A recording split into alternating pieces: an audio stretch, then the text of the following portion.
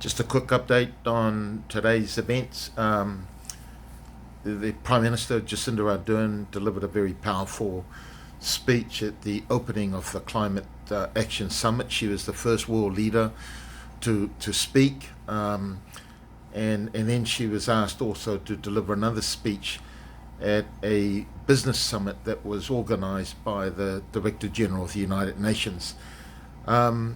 There's just something I think that speaks about the respect the United Nations has for our Prime Minister and for New Zealand as a whole, particularly our stance around climate change, our just transition, our zero carbon bill that's going through Parliament at this moment, our setting of our targets long term, our commitment to the Paris Agreement, our commitment to the 1.5 degrees that the Pacific Island nations have been calling for, our support and amplification of the voices of the Pacific. All of that resonates well with the urgency that the United Nations has picked up from us, our Pacific region I'm referring to.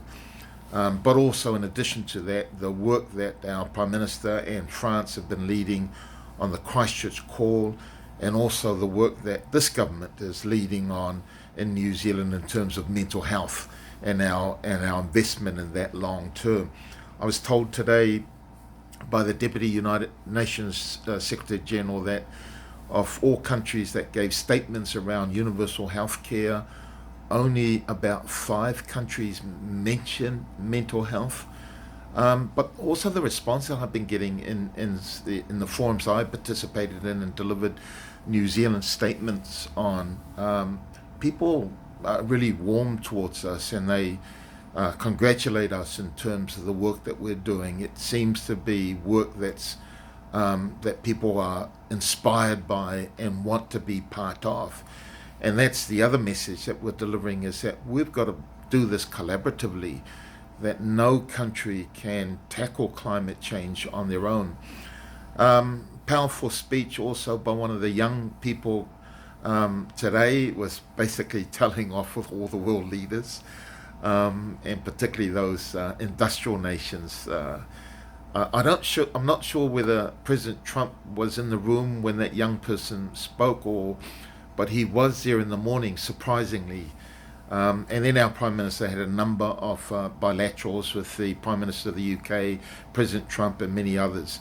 Myself and the Ulu were there to support her first statement, and then I had a number of interventions to deliver at health, at the support of our Geneva Convention, and also supporting the mental health work that one of our New Zealander, Jazz Thornton, is a campaigner on that, on the mental health campaign.